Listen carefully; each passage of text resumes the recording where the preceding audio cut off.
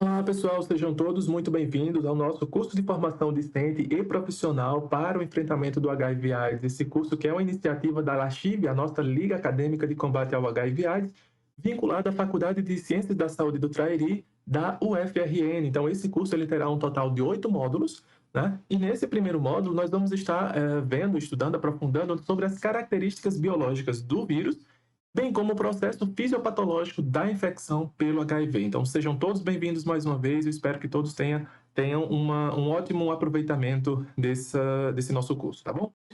Bom, gente, então por que que eu devo saber, por que que eu devo conhecer ou estudar sobre o HIV? É só a gente lembrar que desde a década de 80, né, nós vivemos uma epidemia deste vírus. Então, esses dados que são de 2020, né, estima-se que hoje há algo em torno de 38 milhões de pessoas convivendo com o vírus do HIV, certo? E que boa parte dessas pessoas que convivem com a doença, né, elas foram poupadas da morte, digamos assim, por falta de acompanhamento, por falta de diagnóstico ou de um tratamento mais eficaz, né? Então, há estimativas de que algo em torno de 15 milhões de vidas já puderam ser salvas, né, com base na terapia antirretroviral, que vai ser também, inclusive, um dos temas desse nosso curso, tá? Quando nós formos falar um pouco mais sobre a terapia. E aqui no Brasil, estima-se que haja algo em torno de 900 mil pessoas convivendo com o vírus, tá? Só lembrando que não só no Brasil, como no mundo inteiro, as maiores taxas de infecção, né, de infecções, elas acontecem em pacientes convivendo que apresentam entre 25 e 39 anos de idade, tá? E a boa notícia é que ao longo desses últimos anos, ou seja, esses dados que são de 2020, a partir de 2015, né, pôde-se observar uma redução de algo em torno de 17% na mortalidade, ou seja, no índice de mortalidade provocada pela AIDS aqui no Brasil. Então, obviamente, muito já foi feito desde o início da epidemia até os tempos atuais, mas ainda há alguns entraves, há ainda algumas questões que precisam ser resolvidas no que tange a esse processo epidemiológico, tá certo? Ou que faz frente a essa epidemia. Então, basta a gente observar esses dados que são do boletim epidemiológico aqui do estado do Rio Grande do Norte, né, produzido pela Secretaria Estadual de Saúde, de maio do ano passado, então já tem um ano que esses dados foram publicados.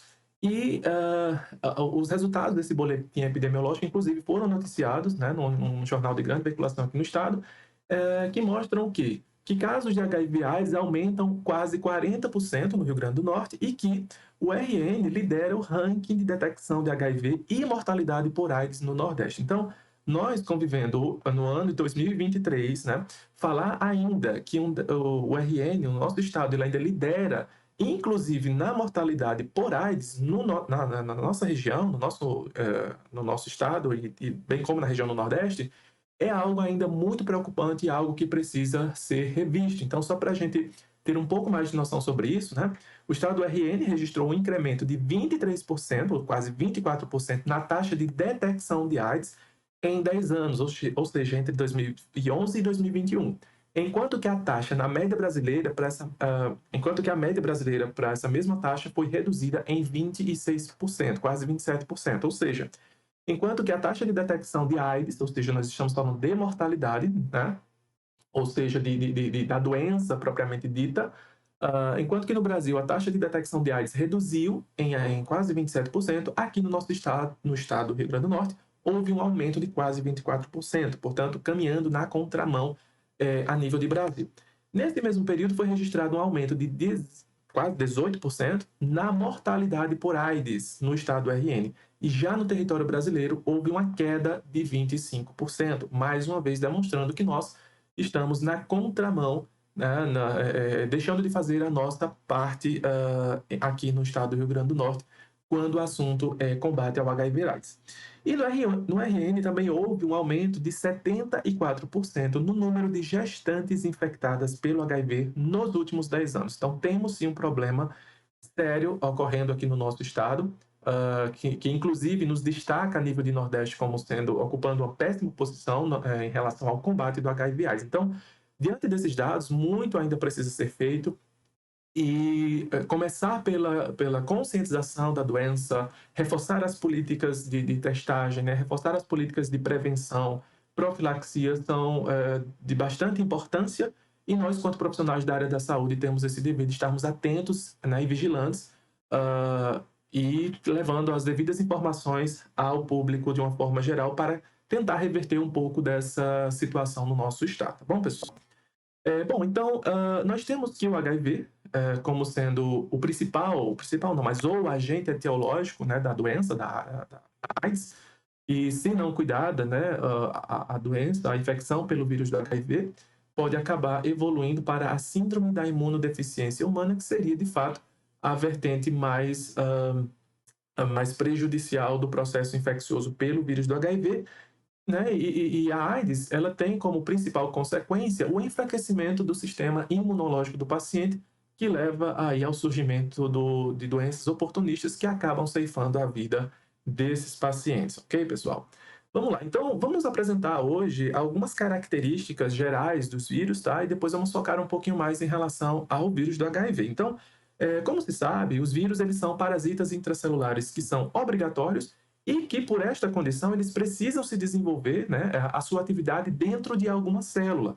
Eles sozinhos, eles fora do ambiente celular, eles não conseguem manter a sua atividade biológica e, por isso, eles precisam parasitar células para se aproveitar da maquinaria biológica dessas células e, assim, conseguir sobreviver em seu interior, tá? Então, muito por causa disso, existe uma certa discussão na biologia sobre se esses vírus eles são ou não seres vivos, né? Já que eles não podem produzir energias ou proteínas independentemente da célula hospedeira, ou seja, eles sozinhos, eles fora do ambiente celular, não apresentam qualquer condição de manter as suas funções vitais, digamos assim. Então, fora da célula, o vírus ele não existe em termos de grau de replicabilidade, enfim, ele não tem a sua atividade microbiológica bem definida. Ele precisa, portanto, de toda a maquinaria celular para que ele possa assim, se desenvolver. Então, com base nisso, existe aquela velha discussão sobre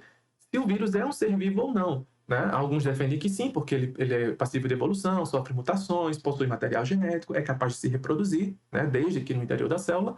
Mas há aquela corrente que acredita que não são considerados, não podem ser considerados seres vivos, porque não vive fora de uma célula, não possui metabolismo próprio, tá? Não pertence a nenhum reino e é um parasita intracelular obrigatório. Então, precisa de uma célula para poder sobreviver, ok, gente? Então, para que esses vírus também eles possam sobreviver, né, possam ter sucesso no seu mecanismo de infecção e parasitar as células humanas, ele deve estar apto a alcançar as células-alvos, né, que são as suas células hospedeiras, que eles vão ter maior afinidade para o processo de infecção, e para isso é necessário que esses vírus eles possam romper as nossas barreiras físicas, né, do nosso corpo e assim conseguir escapar da vigilância imunológica que é tão bem competente no nosso organismo. Então, é uma série de conquistas que esse vírus ele precisa alcançar, driblar o sistema imunológico, inclusive, para poder conseguir parasitar uma célula sem ser interceptado e, assim, conseguir sucesso no seu processo infeccioso, tá? Inclusive, essa é uma característica bem particular do vírus do HIV, que é um dos vírus que mais conseguem driblar, né, a vigilância imunológica, ou seja, escapar da nossa vigilância imunológica muito pelo seu mecanismo de infecção que nós vamos ver ainda nesta aula, tá bom, pessoal? Então, quando a gente fala ainda sobre as características estruturais dos vírus, nós dizemos, isso eu estou generalizando para todos os vírus, tá bom, pessoal? Depois a gente vai afunilar um pouco sobre o vírus do HIV. Então, eles apresentam material genético que tanto pode ser DNA ou de RNA, tá certo? Eles vão apresentar ou ter que produzir necessariamente proteínas estruturais, que vão ser aquelas proteínas que vão dar a estrutura necessária para a proteção, inclusive, desse material genético, tá? Como se fosse algo formando uma cápsula, tá? Esse material genético também, além das proteínas estruturais, elas vão sintetizar, elas vão também transcrever para a produção de enzimas, tá certo? E também de outras proteínas que vão se ligar ao material genético desse vírus, tá certo? Então, além das proteínas estruturais, nós também temos proteínas com funções enzimáticas que vão ajudar esse vírus ali a se replicar, inclusive, tá bom? E também a presença do capsídeo, tá certo? Que seria uma espécie de envoltório que se cria, né, a partir de determinadas estruturas proteicas para conferir uma certa proteção ao material genético. Então, aqui nós temos alguns exemplos de como essas proteínas isoladamente elas vão se agrupando, formando dímeros, tetrâmeros, enfim, vão se agrupando no intuito de formar ali uma estrutura, né, que tem a capacidade de formar um envoltório em torno do material genético. Então, essa estrutura peptídica, né, a gente chama ela de capsídeo ou de núcleo capsídeo, que é uma estrutura proteica que vai revestir o material genético ali como uma espécie de cápsula, aí assim protegendo esse material genético de qualquer outra intempérie ambiental, por exemplo, tá certo, pessoal? Esse capsídeo que reveste o material genético, ele pode ser ainda recoberto por uma membrana fosfolipídica, tá certo? Então, com base nisso, se esses vírus eles vão apresentar apenas o material genético e esse capsídeo que envolve esse material genético, então, além dessa estrutura básica, alguns vírus ainda podem apresentar um envoltório membranoso, tá? Algo bem semelhante a uma membrana fosfolipídica presente nas nossas células humanas. Então, quando a gente diz que essas estruturas virais elas apresentam apenas o material genético e o capsídeo, a gente diz que esse vírus ele é não envelopado, ou ainda que é um vírus nu, desprovido de membrana. Por outro lado, se esse vírus ele apresenta, além da sua estrutura básica, além do seu capsídeo e do material genético, um envoltório de membrana fosfolipídica, a gente diz que esse vírus ele é envelopado. Envelopado que remete à ideia de envelope, que recobre, que reveste, neste caso, o capsídeo, tá bom, gente? Então, é uma estrutura a mais que essas partículas virais elas podem apresentar, no caso das membranas, e que, de certo modo, acabam facilitando o processo de infecção, né, de algumas células humanas, no caso das suas células hospedeiras, tá bom? Então, são apenas duas formas da gente classificar os vírus do ponto de vista da sua característica estrutural e de revestimento. Se ele é um vírus nu ou não envelopado, ou se ele é um vírus revestido ou envelopado. Lembrando que esse envelope ele é algo semelhante à membrana celular, tá bom, gente? Então, essas são algumas das características do ponto de vista estrutural dos vírus, que podem, inclusive, assumir diversos tipos de morfologias, né, de acordo com as proteínas que formam não somente o seu capsídeo, mas também as proteínas que estão presentes no envelope viral. Tá? E essas proteínas que estão presentes no envelope viral, ou seja, naquela parte membranosa, elas são responsáveis também por auxiliar esses vírus no processo de infecção da sua célula hospedeira. Então, percebam que a gente tem aqui uma ampla gama de variações estruturais de vírus a depender dos gêneros, né? A depender de como esses vírus eles vão ser classificados, tá bom? E, com base nisso, a gente pode dizer que esses vírus eles podem, inclusive, ser classificados de acordo com o seu material genético, que, como a gente já anteviu, ele pode ser de duas formas. Então, o material genético dos vírus, ele tanto pode ser de DNA, certo? Tanto de fita simples como de fita dupla, bem como sendo linear ou ainda circular. Então, percebam que a gente tem uma certa variedade de disposição do material genético quando ele é de DNA, ou se somente de fita simples, ou se de fita dupla, ou se ele é linear, ou ainda se ele é circular. Então, percebam essa variabilidade do ponto de vista de apresentação do material genético quando de DNA, tá bom, pessoal? Então, só lembrando que esse DNA, seja ele de fita simples ou seja de fita dupla, se ele for de fita simples, ele vai dar um jeito de codificar, de formar a fita complementar e assim constituir um material genético inteiro de fita dupla, tá? Então, durante o processo de replicação, esse material genético, na forma de DNA, obviamente, vai dar origem a um RNA mensageiro que depois vai codificar para proteínas, ok, gente? A outra possibilidade seria o quê? A ocorrência de material genético na forma de RNA, sim. Então, esses vírus, eles não apresentam DNA, mas sim apenas uma fita de RNA que, posteriormente, vai dar origem a uma fita de DNA. Então, acompanhem comigo. Então, esse RNA ele pode ser positivo ou ele pode ser negativo, né, de fita simples, ou ainda ele pode apresentar fita dupla. Sim, é estranho a gente falar de RNA de fita dupla, mas no caso dos vírus a gente viu que, em termos de material genético, ele apresenta algumas variabilidades que muitas vezes não ocorrem em nós seres humanos, ok, gente? Então, quando a gente fala de fita positiva de RNA, imagine uma fita simples de RNA que lembra muito um um RNA mensageiro, ou seja, aquela estrutura de RNA que já pode ser diretamente traduzida pelos ribossomos, tá? Então, quando a gente tem aqui um RNA de fita positiva, ele lembra muito a estrutura do RNA mensageiro, que já pode ser traduzida diretamente em proteínas pelos nossos ribossomos, pelos ribossomos da célula hospedeira, tá? Quando a gente fala de RNA de fita negativa, é como se fosse o inverso de uma fita positiva, tá? É como se fosse a complementaridade, então isso aqui de polaridade negativa, isso aqui de polaridade positiva. Então, a fita negativa é como se fosse uma complementaridade de uma fita positiva. Então, se um vírus ele apresenta uma fita de RNA negativa em sua estrutura viral, essa fita negativa ela precisa ser convertida para uma fita positiva, que lembra muito a estrutura de um RNA mensageiro, e somente ela, quando adquire essa polaridade positiva, é que vai poder passar lá pelos ribossomos e produzir proteínas, né? Dar origem aí ao processo de síntese de proteínas, tá bom, gente? Então, pensem que do ponto de vista evolutivo, os vírus que apresentam o RNA mensageiro, ou melhor, RNA de fita de polaridade negativa, é como se existisse um trabalhinho a mais por parte desse vírus de ter que transformar essa fita de polaridade negativa em uma de polaridade positiva que já está pronta para sintetizar proteínas, tá? Então ela precisa de uma maquinaria ainda um pouco mais complicada, complexa, digamos assim, para ter o seu objetivo final concluído, que seria sintetizar proteínas para a sua sobrevivência, para a sua replicação, ok, gente? E temos ainda as fitas de RNA de fita dupla, que, como falei para vocês, é incomum para nós, seres humanos, mas que para os vírus acontecem com certa frequência, tá bom, gente?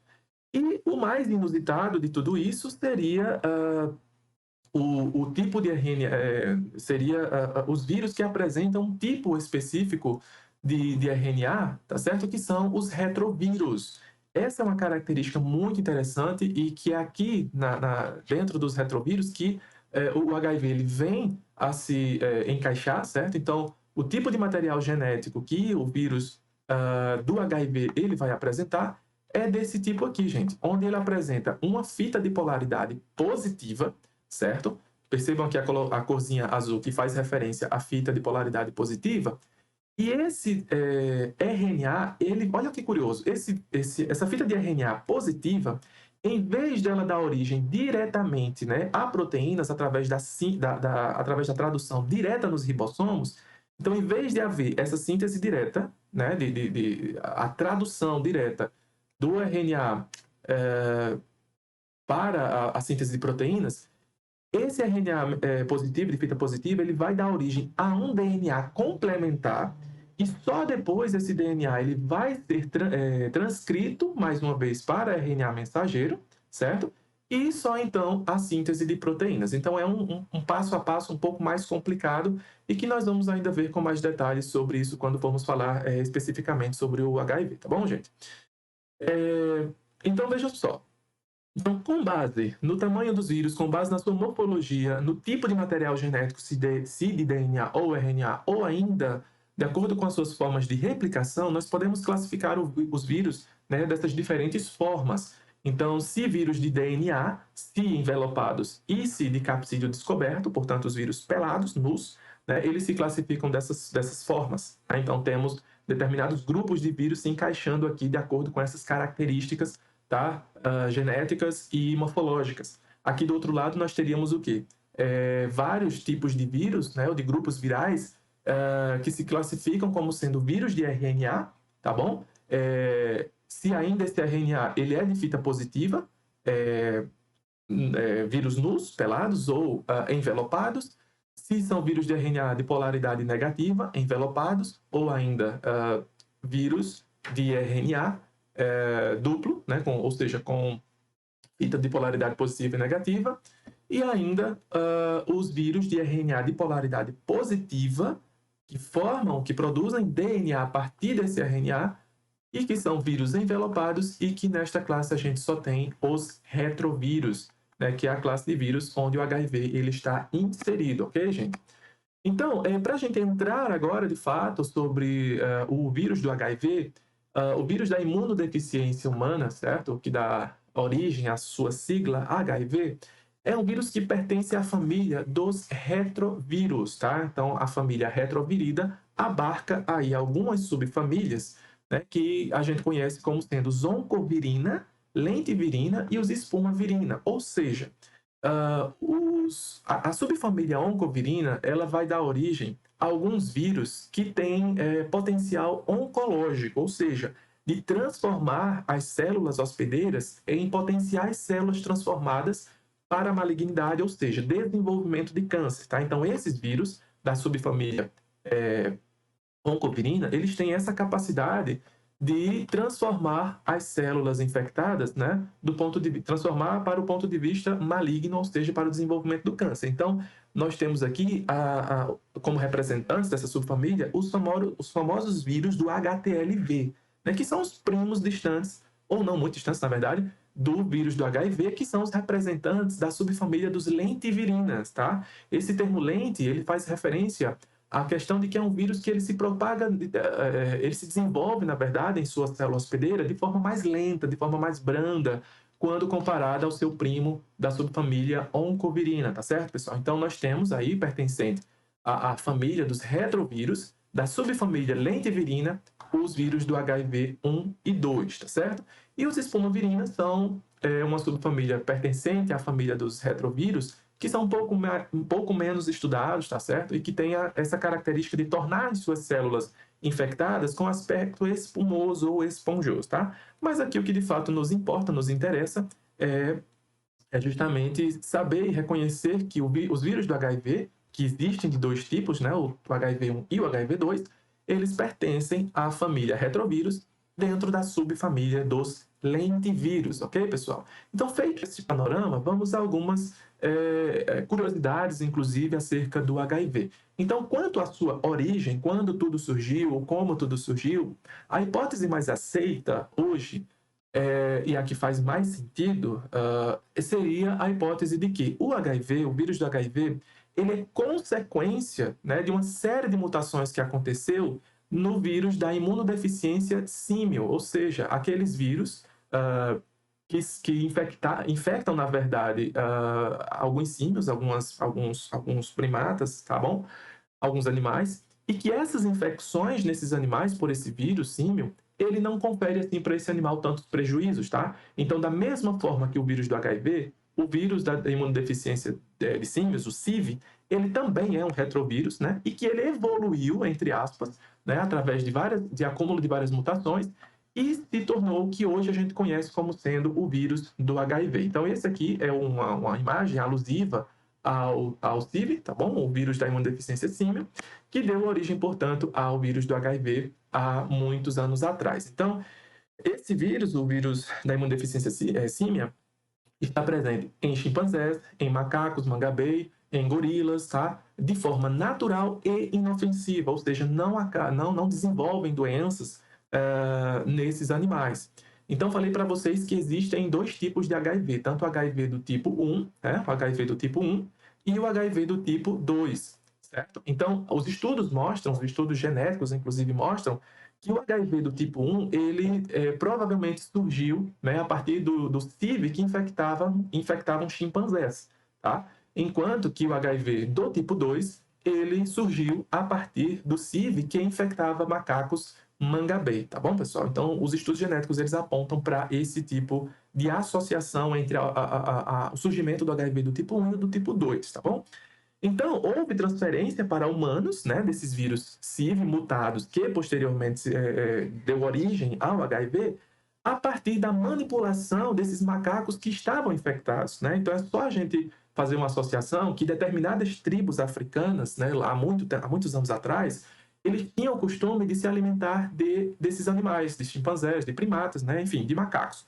E o contato direto com o sangue desses animais, imagine que esse pessoal desprovido muitas vezes de material, de instrumento necessário ou eficiente para fazer os cortes desses animais, eles poderiam acabar se machucando, né, abrindo feridas ali que, ao entrar em contato com o sangue desses animais infectados, eles acabaram dessa forma sendo contaminados pelo CIV, que sofreram algumas mutações, dando origem ao que a gente conhece hoje pelo vírus do HIV, tá bom, gente? Algo que é interessante a gente destacar é que o HIV-1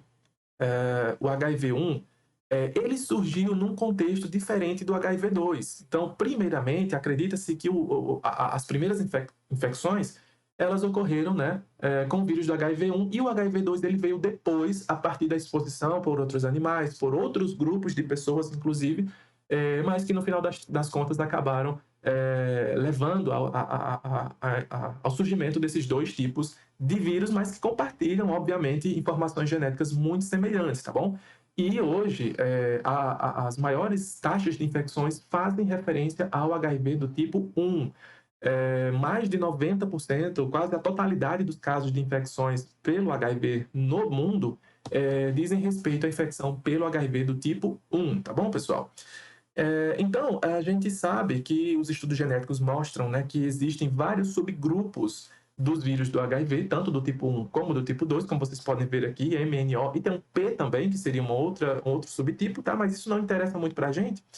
E aqui as possibilidades de infecções que possam ter acontecido. Então, surgido de um determinado primata que infectou um outro primata, que este teria sido o responsável por passar, né, a infecção para os humanos. Enfim, existem várias teorias sobre como que o receptor final, ou intermediário, na verdade, ele possa ter passado esses vírus para os seres humanos. Mas aqui o que importa a gente saber é que, de fato, tudo se originou a partir desses animais que, ao ser tratados, né, do ponto de vista para consumo, esses animais, como eles eram consumidos por essas tribos indígenas africanas, melhor, tribos indígenas não, tribos africanas, né, na manipulação desses animais, né, o envolvimento de sangue, ferimento ali aberto, acabou acontecendo a infecção. Então, só para a gente ilustrar isso aqui, essas subdivisões, então, para o HIV do tipo 1, que é o mais recorrente, nós temos aqui 4 grupos, o M, N, O e o P, e somente o grupo M de Maria, ele apresenta outros vários subtipos, tá? Que são elencados de A até K. E dentro do subtipo A, a gente ainda tem outros subtipos, tá? Que vão de A1 até A7, por exemplo. Então, percebam que do ponto de vista de variabilidade genética, a gente pode classificar esses vírus de diversas formas, tá?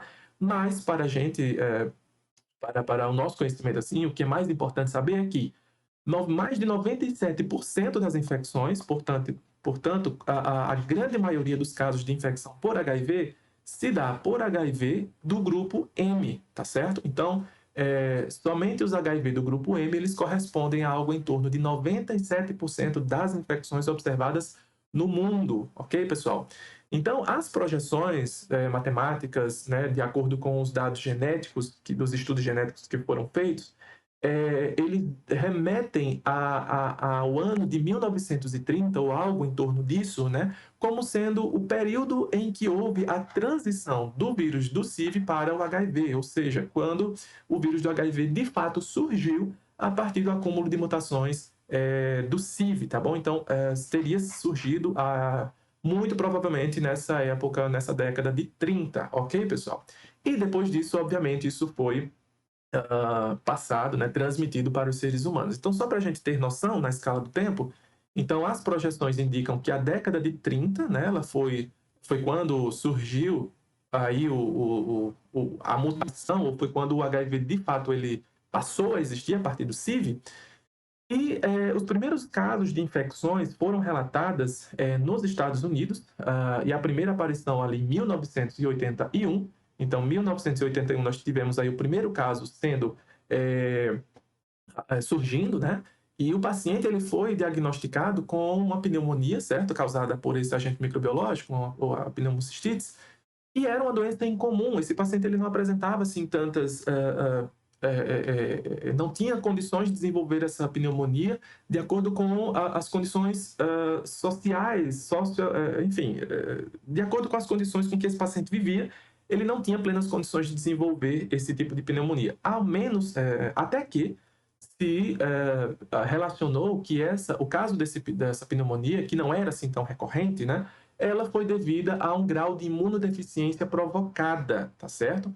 Então, somente lá em 1983, portanto 2 anos depois, é que pôde-se associar que o vírus do HIV ele causaria, ou ele seria um responsável por causar essa imunossupressão, tá? E essa imunossupressão favoreceria ao surgimento de doenças oportunistas, tá certo?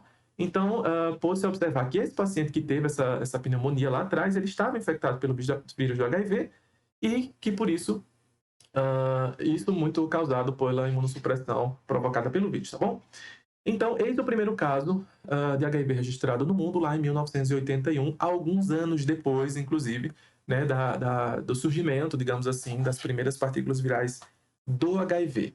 Então, gente, acredita-se que esse caso, ou esses casos de diagnóstico do HIV lá nos Estados Unidos, na década de 80, elas tenham surgido a partir de viajantes, né, que iam para a África, para o continente africano, e na volta da África, eles acabaram vindo para o Caribe, e do Caribe eles acabaram indo para regiões da América do Norte. assim, dessa forma, levando consigo os primeiros casos de infecção pelo vírus do HIV, e depois disso se espalhou pelo mundo inteiro, como a gente conhece até hoje, ok, pessoal?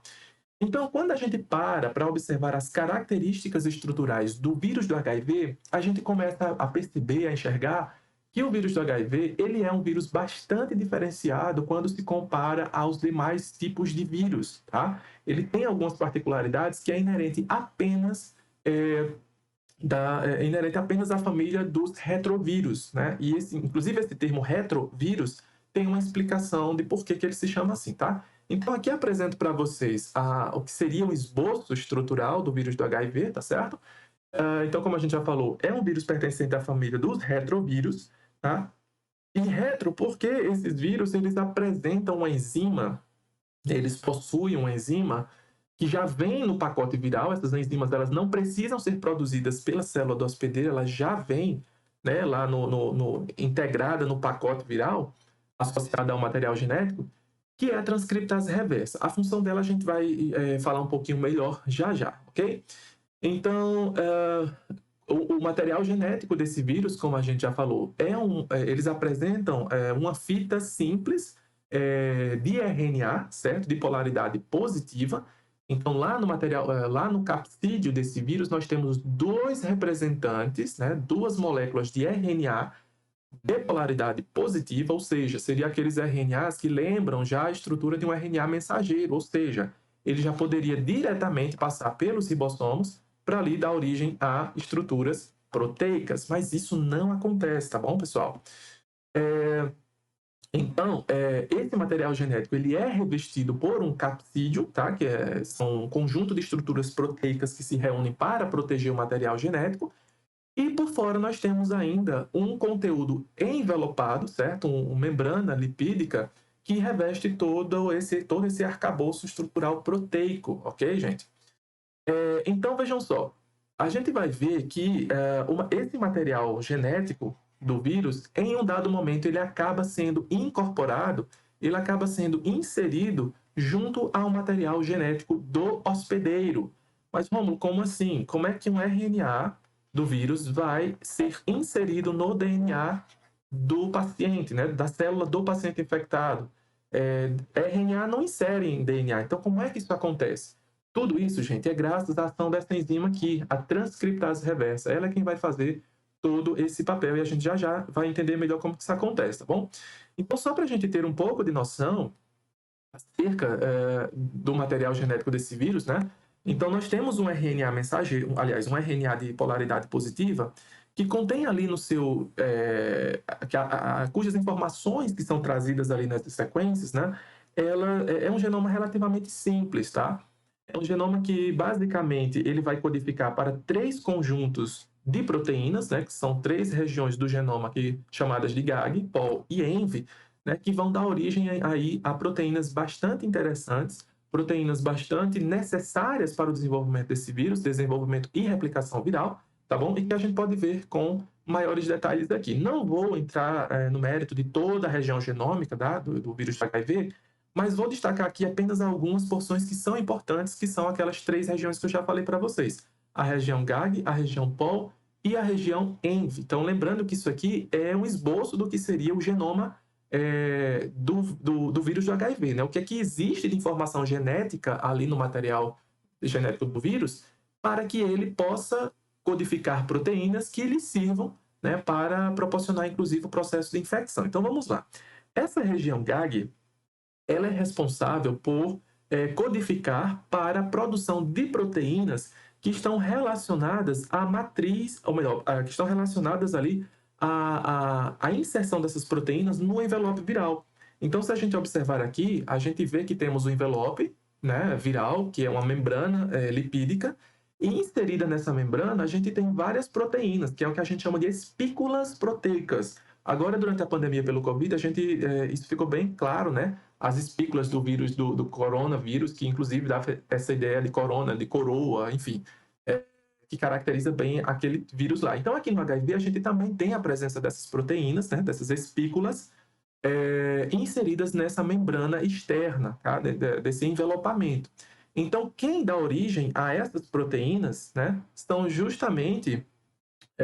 Não, gente, aqui eu fiz confusão. Calma lá. Na verdade, essas proteínas, elas não são do envelope, elas são proteínas do capsídeo, tá aqui, ó, são proteínas do capsídeo, ou seja, são essas proteínas relacionadas aqui a essa cápsula interna, tá certo? Perdão pela confusão. Então, são proteínas que são codificadas para constituir o capsídeo. As proteínas que vão compor o envelope estão aqui nessa região ENV, que justamente é ENV de envelope, tá? Onde vão estar contidas as proteínas GP120 e a GP41, que são as duas mais importantes, tá aqui elas. GP120 e GP41, fazendo parte aí do envelope viral, ok, gente? E a região POL, né? Então, só para arrematar, tanto a região GAG como a região ENV, elas vão codificar para a produção de proteínas que vão compor a estrutura da partícula viral, tá? Seja estrutura externa ou seja estrutura interna, mas sempre relacionadas a proteínas estruturais desse vírus. Já a região POL, ela vai ser a região responsável pela codificação da polimerase, né, de enzimas ou de proteínas que vão exercer função enzimática, tá certo? Então, aqui nesse pool, a gente tem justamente o gene responsável pela transcrição da transcriptase reversa, tá? De algumas RNases, tá? Enzimas que vão quebrar RNA, e também da integrase, que é uma outra enzima fundamental para o processo de chances, né, de sucesso, na verdade, taxa de sucesso de infecção pelo vírus do HIV, tá bom, gente? Então, a região POL, ela codifica para enzimas que são fundamentais para o processo de replicação do HIV.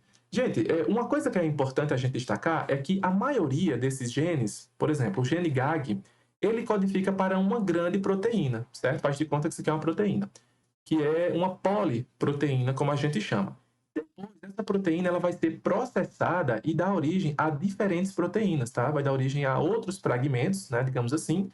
Com isso, o vírus ele economiza energia, tá? Em vez de produzir proteínas separadas, ele produz uma única e depois ela vai sofrer clivagens, né? Para formar outras proteínas de tamanhos menores e que têm funções, né? São proteínas funcionais, obviamente. Beleza, gente? Então, esse seria o genoma do vírus, tá? Relativamente simples, pequeno, mas que tem nesse pequeno trecho de genoma todo o material que é necessário para a sobrevivência desse vírus. E aí perceba uma coisa, quero chamar a atenção para essas regiões LTR, tá? Que é o que se chama de repetição de terminal longa. Então, são regiões do gene onde determinados fatores de transcrição vão se inserir para que esse genoma ele possa ser codificado. Então, vamos relembrar aqui uma coisa. Em um dado momento, esse trecho de material genético, que agora é um DNA, aí vocês podem se perguntar, Rômulo, como assim? O vírus não é de RNA? Como é que agora você está falando de DNA? É só a gente lembrar que aquela enzima que eu falei, a transcriptase reversa, ela vai ter uma função primordial de converter o RNA do vírus em DNA. Como isso vai acontecer, a gente mostra já já, certo?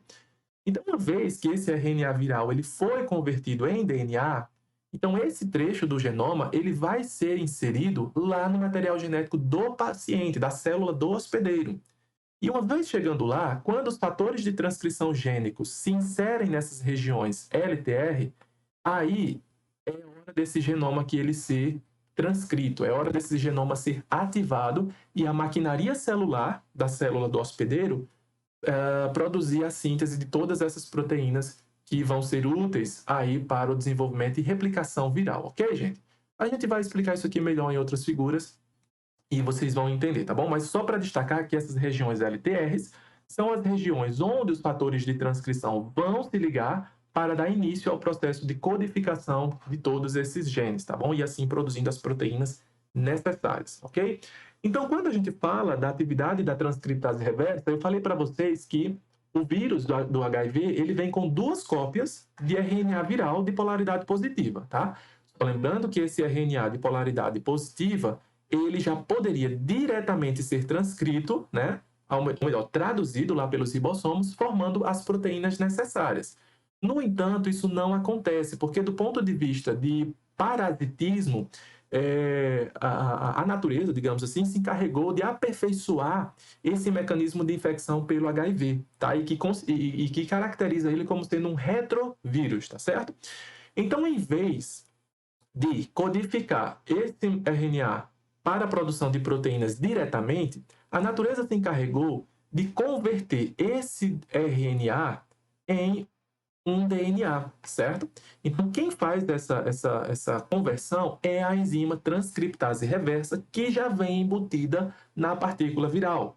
Então, quando o vírus ele se instala na célula hospedeira, essa enzima ela se ativa e vai converter o RNA mensagem, ou melhor, o RNA viral de polaridade positiva em um DNA, que a gente chama de cDNA. Por que cDNA? Porque esse Czinho faz referência a complementar. Então, é um DNA complementar. Complementar quem, Rômulo?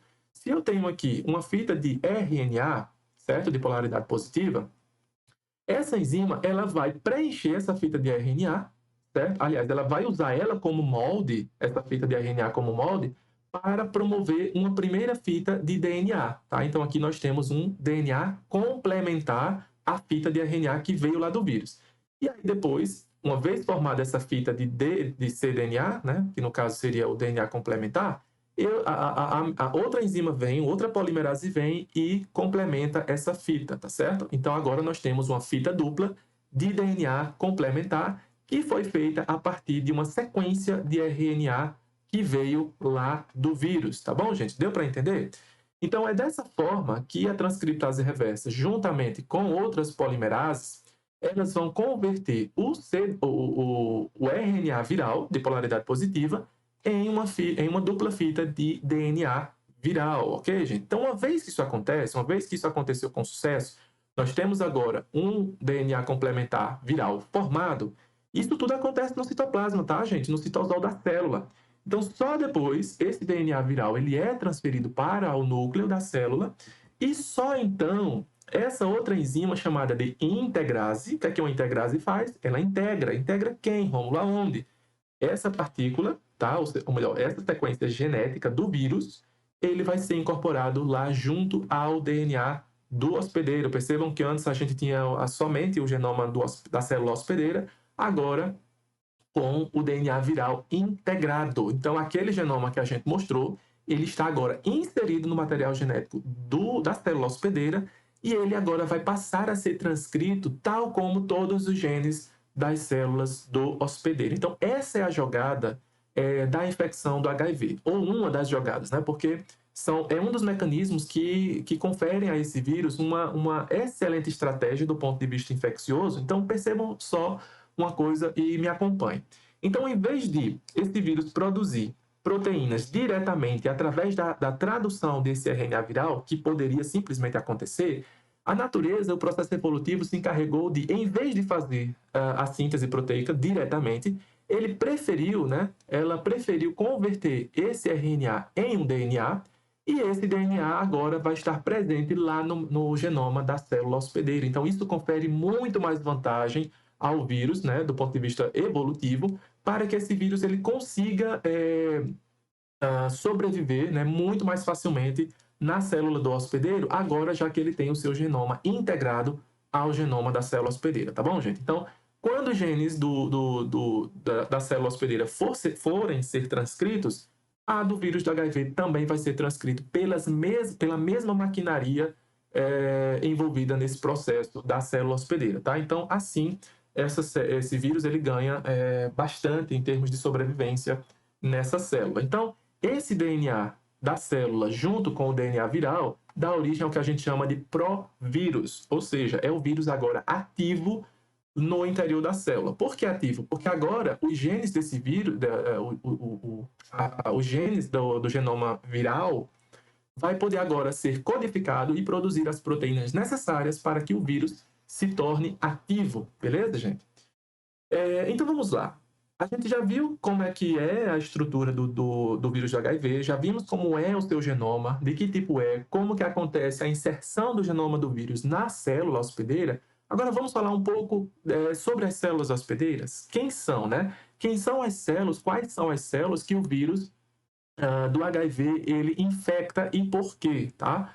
Então, nós podemos dizer que a grande segunda sacada ou jogada do vírus do HIV é justamente as células que ele parasita, as células que a natureza se encarregou de fazer com que esse vírus ele tenha tropismo, ou seja, tenha afinidade para parasitar, tá? Então, enquanto, por exemplo, nós temos o vírus da hepatite tendo afinidade por células do fígado pelos hepatócitos, aqui no HIV a gente tem as células de defesa como sendo as células preferidas para a infecção do vírus do HIV, tá? E por que a gente vai entender.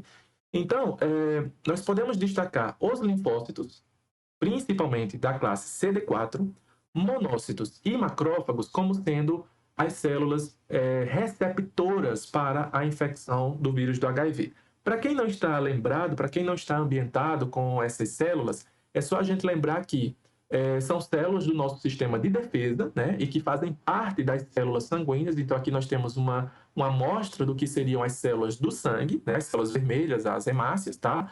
Plaquetas e todos os leucócitos. Então, linfócitos, monócitos e macrófagos compõem as células brancas do nosso sangue, né, os chamados leucócitos, que são as nossas células, que são algumas das nossas células de defesa. Para além disso, falei para vocês que a infecção se dá principalmente em linfócitos do tipo CD4. Então, vamos relembrar aqui um pouquinho sobre esses linfócitos? Então, nós temos lá na nossa medula óssea os progenitores que vão dar origem aos linfócitos de uma forma geral, tá? Então, essas células tronco, né, precursoras, elas vão dar origem a dois tipos de linfócitos. O que a gente chama de linfócitos B, aqui desse lado da tela, e linfócitos T, de tatu, aqui desse outro lado da tela, tá bom? Os linfócitos B não interessam para a gente nesse contexto. Por quê? Porque a infecção do vírus do HIV ela tem preferência pelos linfócitos do tipo T, de tapioca, tá certo? E conforme essas células elas vão sendo maturadas, vão amadurecendo, elas vão ainda se destacando em duas populações de células T, que é o que a gente chama de células T, CD4 e CD8, tá? Então, essa distinção de um linfócito do tipo T, CD4 de CD8 nada mais vai ser representada do que a expressão de uma determinada proteína. Então, essa proteína CD4 define essa célula T como sendo uma célula T CD4.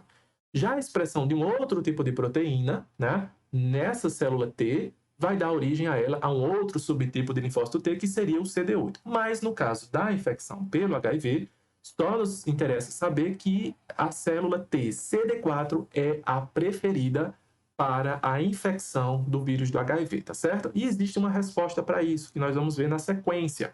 Mas é válido a gente destacar, e isso vai ser aprofundado ainda na próxima aula, que o linfócito T, em termos de linfócito T CD4, tá? Ele tem uma importância muito maior, né, em inclusive orquestrar as respostas imunológicas no nosso corpo, do que o seu primo CD8, tá? Então, com isso, a gente já começa a definir ou desenhar o porquê que o paciente ele se torna imunossuprimido, né, a partir da infecção do vírus do HIV. Por quê? Porque essas células CD4, que são importantíssimas nos mecanismos imunológicos, elas vão estar parasitadas e vão estar muito afetadas em suas funções. Então, não apenas os linfócitos TCD4, mas também monócitos e macrófagos também vão ser afetados, podendo ser infectados pelo vírus da HIV, tá certo?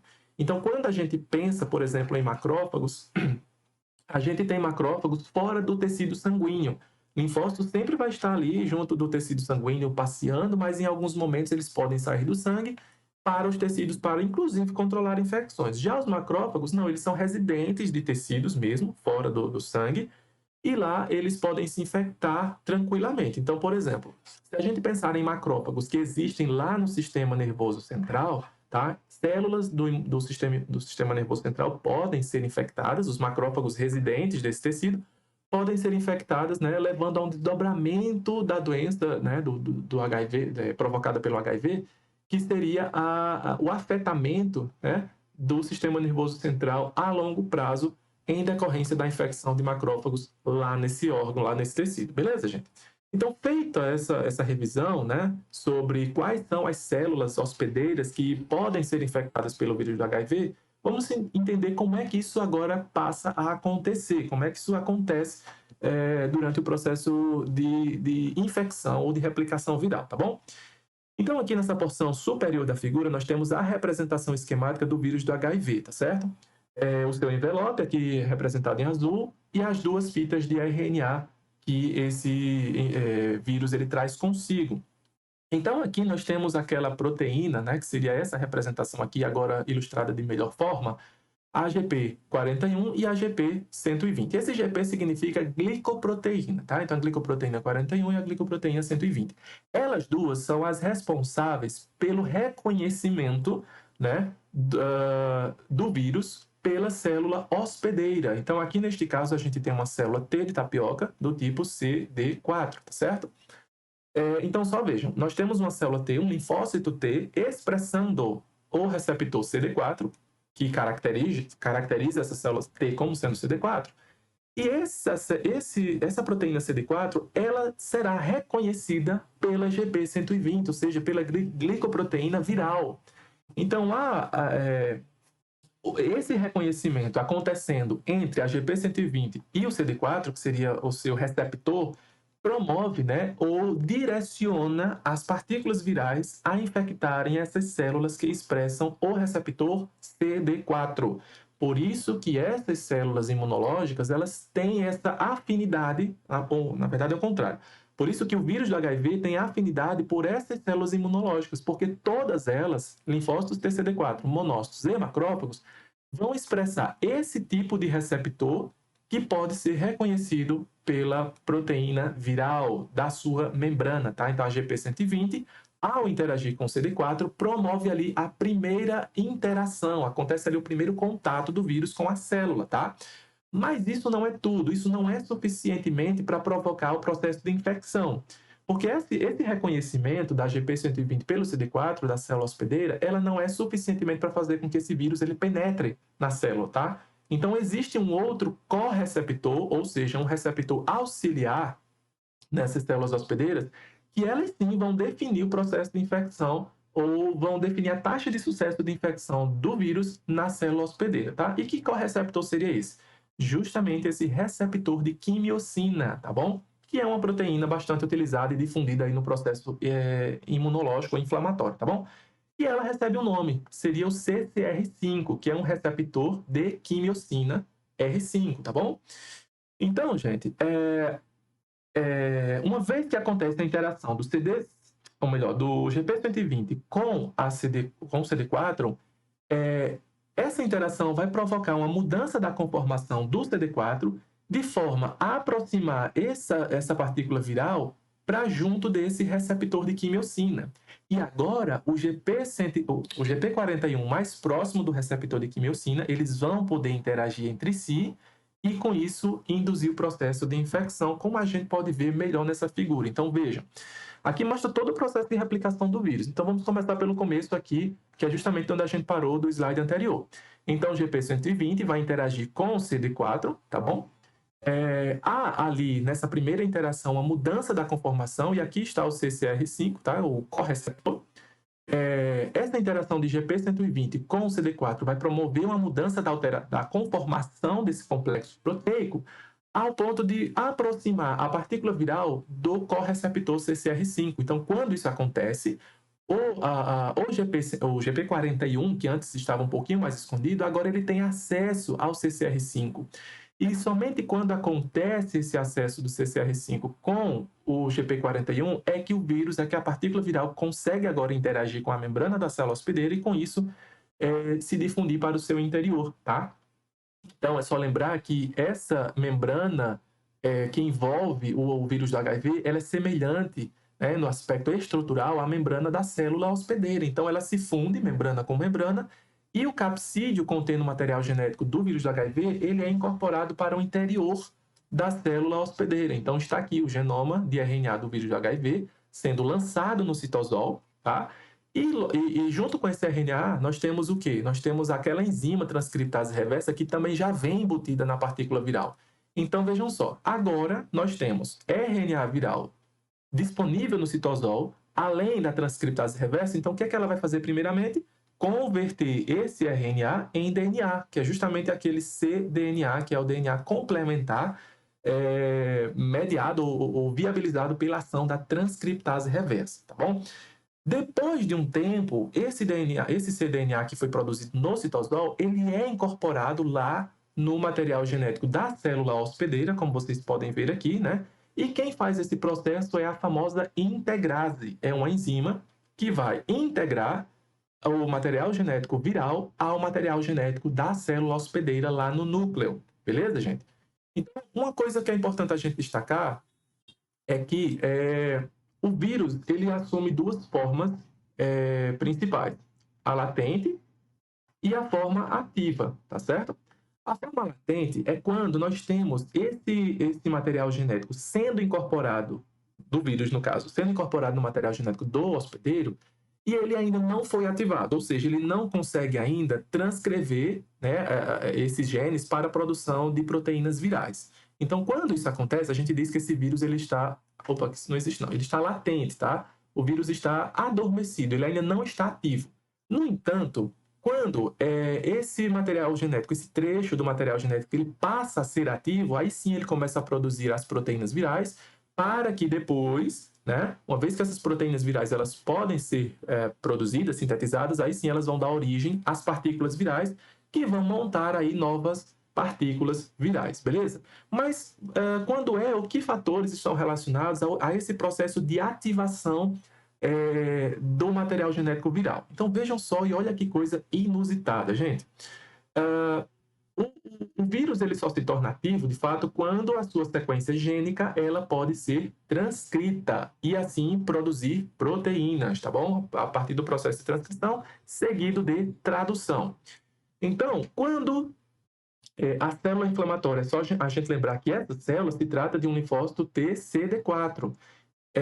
E como sendo um linfócito, né, ele responde a vários tipos de estímulos externos, como, por exemplo, ao contato por citocinas, tá bom? Como está ilustrado aqui. Então, em meio à resposta inflamatória, esse leucócito, esse linfócito TCD4, ele pode interagir com vários tipos de citocinas ou com vários tipos de mediadores inflamatórios, já que ela é uma célula inflamatória, tá? Então, quem ativa a célula TCD4 no contexto da inflamação, normalmente são citocinas, mas também pode ser outros mediadores, tá? Mas vamos aqui manter-nos no foco da citocina. Então, quando nós temos diante de uma resposta inflamatória respondendo a qualquer outro agente, tá? Não necessariamente infeccioso, mas quando nós temos uma célula TCD4 sendo ativada por citocinas, que não tem nada a ver aqui no contexto do HIV, aí sim, essas citocinas, essa interação de citocina com seu receptor vai desencadear uma série de respostas, tá? Que vão chegar no núcleo dessa célula T. E com isso, agora nós teremos esse material genético do vírus ativado. Por quê? Porque as citocinas, bem como os mediadores da inflamação, eles têm essa função de desencadear respostas lá no material genético da célula. Por quê? Porque isso vai produzir outras proteínas que vão responder ao contexto da inflamação. Só que lembre que a estratégia do material genético do vírus está inserido no material genético da célula é para que, quando as proteínas da célula hospedeira forem ser produzidas, sintetizadas, o material genético do vírus também vai aproveitar dessa mesma maquinaria. Então é como se alguém estivesse batendo lá à minha porta, né, e pedindo para eu produzir determinada coisa, eu, célula hospedeira, né, Então, eu preciso de farinha. Então, eu vou ativar o meu núcleo para produzir farinha, né? Só que eu tenho um intruso lá no meu genoma. Então, além da farinha que eu vou produzir também, sei lá, amido, tá? E esse amido não tem nada a ver comigo, porque esse material genético não é meu, tá, gente? Ficou claro de entender? Então, em resposta à ação dos mediadores inflamatórios para produzir proteínas que vão estar inseridas no contexto da inflamação, aproveitando esse embalo, eu vou produzir também as proteínas relacionadas ao genoma viral, já que o genoma viral está inserido no genoma da célula CD4. Beleza, gente? Então, é dessa forma que há o processo de infecção do vírus na célula hospedeira e é dessa forma que o vírus ele sai do estágio de latência para assumir uma forma ativa, tanto em células TCD4 como em monócitos e macrófagos. Então, somente quando o vírus ele está na sua forma ativa é que ele consegue agora sim produzir proteínas, né, que vão ser proteínas responsáveis pela formação da estrutura capsídica, pela formação da estrutura do envelope e assim construir, né, novas partículas virais. Então, novas partículas virais sendo produzidas, vai sair aos montes dessa célula, tá? Imagine esse material genético sendo replicado intensamente, produzindo várias proteínas, produzindo várias partículas virais e essas partículas virais brotando das células inflamatórias, tá? Então, é justamente esse processo de brotamento de partículas virais saindo das células hospedeiras que acaba levando essas células à falência. Então, é como se a célula de defesa ela parasse de realizar as suas funções normais e vão agora passar a atender às demandas apenas do vírus. Por quê? Porque a intensidade de produção de partículas virais aqui ela é muito grande. Então, é como se a célula parasse de fazer o que ela tem que fazer e vai agora só produzir partículas virais, tá? Uma vez que o material genético do vírus está inserido na célula, tem essa capacidade de controle sobre a célula hospedeira, né, de fazê-la produzir agora somente o que interessa ao vírus e não mais o que interessa à célula de defesa, ok, pessoal? Então, isso leva a um processo de falência que acaba matando essas células de defesa. Então, por isso que, com o passar do tempo, se tem uma queda vertiginosa da quantidade de células CD4, da quantidade de macrófagos e monócitos, tá? Mas principalmente de células T CD4, que levam, inclusive, ao estado de imunodeficiência. Só a gente lembrar que essa célula TCD4 ela é muito importante no contexto das respostas imunológicas de uma forma geral. Então, se nós temos uma queda brusca de CD4, isso leva a um quadro de imunodeficiência, tá? E essa queda brusca, justamente provocada por essa exaustão das células de defesa, em resposta à hiperatividade do vírus no seu interior. Beleza, gente? Então, quando a gente fala de um pouco do processo patogênico, e a gente vai aprofundar isso um pouco mais nas questões, quando formos falar do módulo de sinais e sintomas clínicos, né? Ou de achados clínicos da doença, nós vamos aprofundar um pouco mais nisso, mas só para a gente ter uma noção agora, né? Que esse quadro todo de infecção que a gente mostrou, né? Acontecendo em determinadas regiões, que a gente também vai falar ainda sobre vias de transmissão, mas uma vez que o paciente ele se infecta pelo vírus do HIV, principalmente através das mucosas, tá? Esse vírus lá nas regiões mucosas de revestimento, né? Esses vírus vão acabar infectando macrófagos, células TCD4 e células dendríticas, que para quem não está bem familiarizado, as células dendríticas são primos do macrófagos, eles praticamente apresentam funções muito semelhantes, tá? É uma variação, digamos assim, dos macrófagos. Então, essas células do sistema de defesa, elas vão acabar sendo infectadas inicialmente ali pelos primeiros vírus, pelas primeiras partículas virais, e com isso, né, o vírus vai se disseminando, vai provocando ali um processo patogênico mais intenso, levando a uma síndrome do HIV aguda, com os primeiros sinais clínicos evidentes, tá? Isso leva a uma viremia mais elevada, ou seja, um aumento das partículas virais ali no primeiro momento, que pode sinalizar ali para alguns sinais clínicos, tá? Mas muitas vezes pode até se passar desapercebido. Com o tempo, essa carga viral ela vai reduzindo, tá?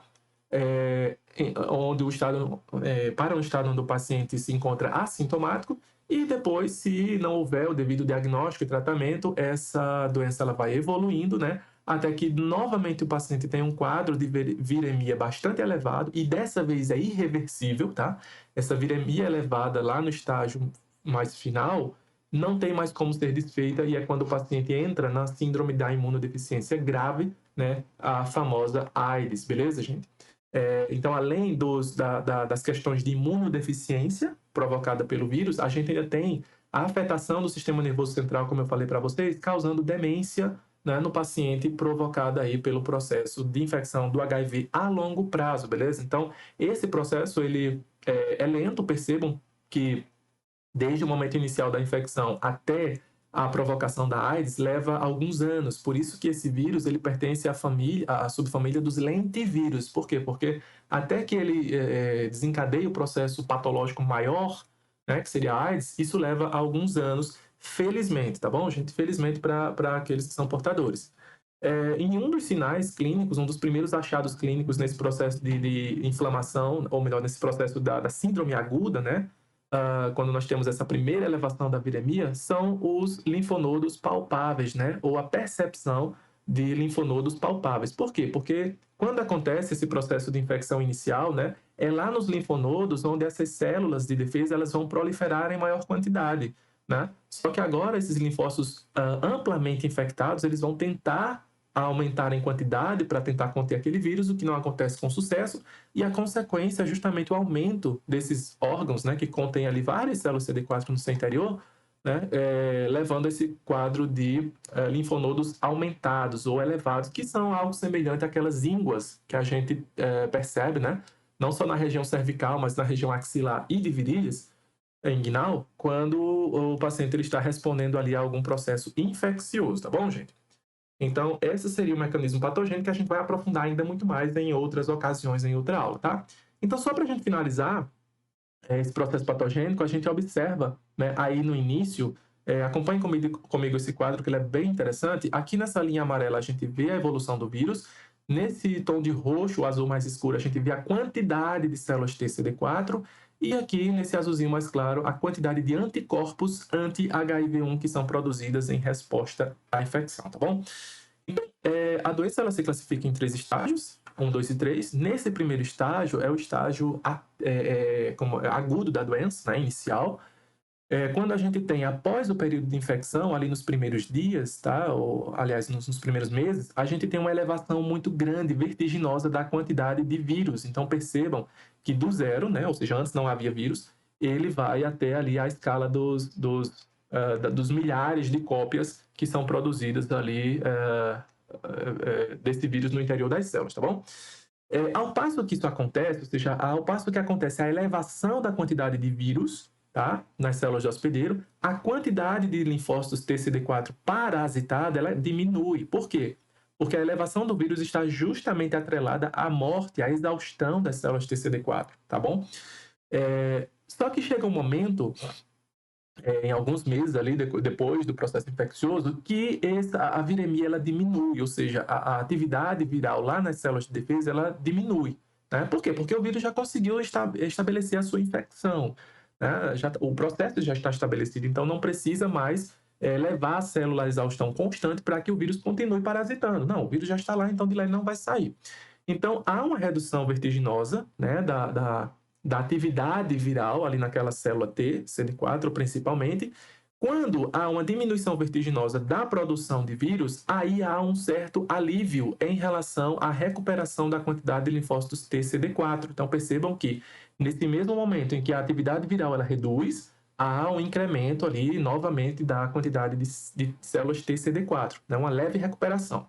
Mas com o passar do tempo, a presença do material genético do vírus na célula TCD4 leva à sua disfunção.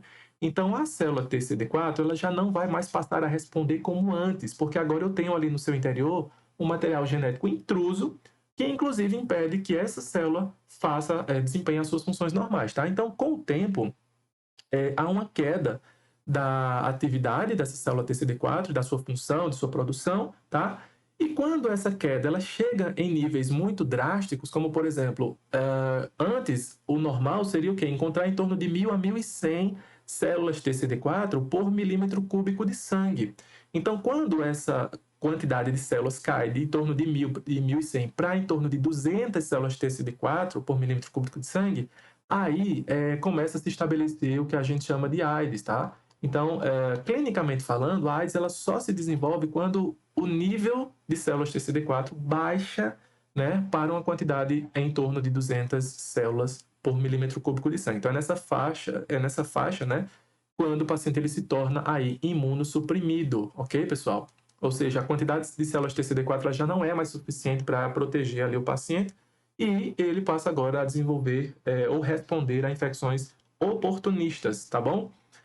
E para finalizar, tem uma coisa muito interessante que a gente pode destacar aqui, que é uma característica, é uma habilidade da célula T, ou melhor, do vírus a longo prazo, que é a modificação, né, da resposta ao CCR5 ao CXCR4. O que é que isso quer dizer, Rômulo? Eu falei para vocês que o primeiro receptor que interage com a partícula viral é o CD4, né? Que interage lá com o GP120. É isso? E nós temos associado ao CD4 um correceptor, né, que é o receptor de quimiocina CCR5, que foi o que a gente comentou há alguns slides atrás. Com o tempo, o vírus ele vai provocando algumas mutações nele próprio, ao ponto de agora passar a reconhecer como correceptor não apenas o CCR5, como agora também o CXCR4, que é um outro correceptor, tá? Qual é a consequência disso? Além do vírus reconhecer agora o CCR5 como um correceptor que ele precisa dele para infectar as células, agora ele também consegue reconhecer outro correceptor que é o CXCR4. Então isso aumenta e muito o leque de oportunidades dele para infectar outras células imunológicas, tá?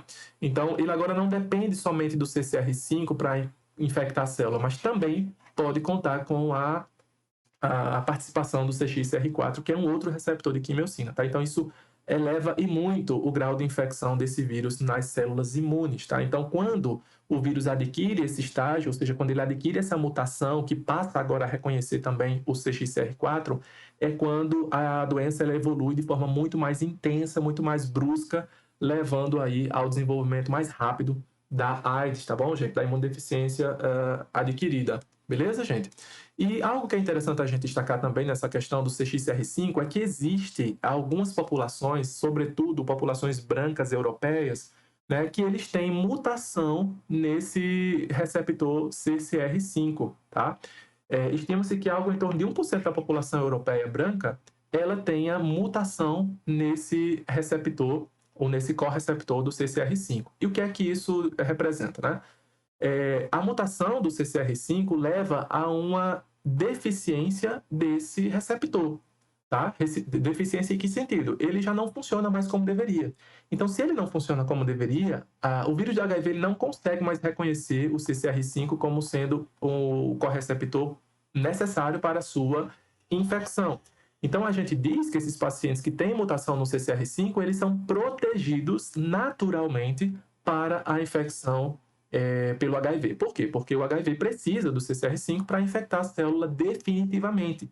Então, se o CCR5 está mutado, essa infecção ela não ocorre. Então, são pacientes que são mais resistentes à infecção pelo HIV.